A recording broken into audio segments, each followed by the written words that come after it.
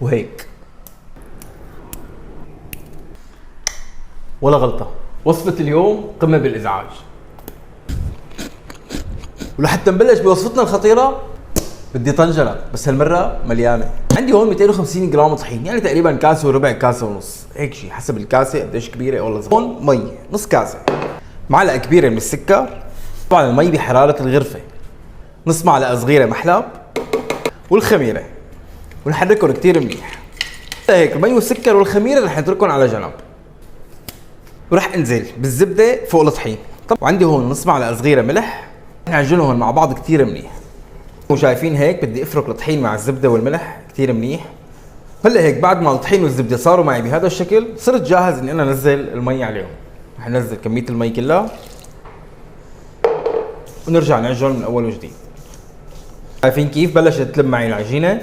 هلا هيك بعد ما لمت معي العجينة، عندي هون سمسم وحبة بركة، ونعجنهم كثير منيح.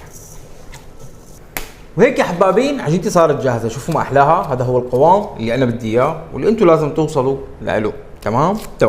هلا هيك يا حبابين صار وقت التقطيع. رح ناخذ العجينة هيك بهذا الشكل، ونقطع تقريبا 40-50 جرام بهذا الشكل هيك.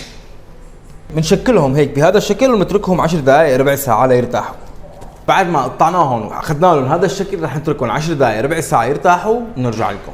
رح ارجع لكم والله.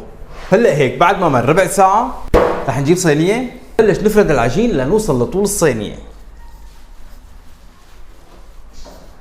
بدي احاول تكون العجين على استقامة وحدة، ما بدي مكان يكون سميك أكثر من مكان. رح نشيل القطعة هيك بكل بساطة ونحطها على الصينية. أسهل من هيك في؟ إيه ما في.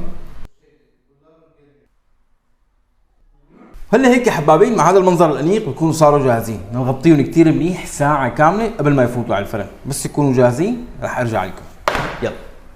شايفين كيف بهي الطريقة غلفتها كثير منيح، قطعت عنا الهواء لناخذ نتيجة صح، لأنه هي من المفروض نفوتها على التخمير، بس نحن ما عندنا تخمير، مو أنا يعني، أنتم. إيه. هلا هيك يا حبابين صرنا جاهزين لحتى نفوت على الفرن. مر عليهم ساعة وصاروا جاهزين. الفرن شغال عندي على درجة حرارة 170، رح يقعدوا تقريبا بين 17 ل 20 دقيقة. بعد ال 20 دقيقة في عندي مرحلة اسمها مرحلة التنشيف، لازم ننشفهم، ينشفوا كثير منيح، ما يضل فيها طراوة لحتى ناخذ قرشة كثير حلوة ونكسر اسناننا. تمام؟ مرحلة التنشيف شي 5 دقائق، نطفي الفرن وبنزيقه شوي، بنزيقه يعني بنفتحه، يمكن ما حدا يفهم علي، يعني نحن بنزيقه عندنا بسوريا، بس يمكن بغير بلدان ما يعرفوا شو يعني بنزيقه. فبنفتح هيك الفرن شوي تقريبا شي 5 سم، نحط شغلة ممكن معلقة أو أي شي على باب الفرن لحتى ينشف وناخذ هي القرشة الحلوة. خلينا نشوف. هلا هيك يا حبابين بكونوا طلعوا معنا من الفرن، نشفناهم وصاروا جاهزين. شوفوا ما احلاهم. شايفين؟ ثانية نعمل هيك. يا الله يا سلام، شوفوا من جوا القطعة كيف. خلينا ننطر عليهم دقيقتين 3 بس ليبردوا كثير منيح، وبعد دقيقتين 3 ما راح يبردوا. يعني شو؟ يلا. هيك يا حبابين نكون وصلنا لاخر فقرة اللي هي الدوق. طبعا انا خلصوا، انا كثر ما عم ندوق العالم اكلت. بسم الله الرحمن الرحيم.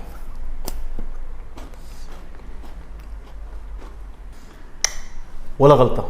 هيك بنكون حضرنا مع بعض اليوم من باتون سالي. ان شاء الله يكون عجبكم الفيديو، لا تنسوا تشاركوه وتكتبوا لنا رايكم بالتعليقات. سلام مني انا شيف احمد.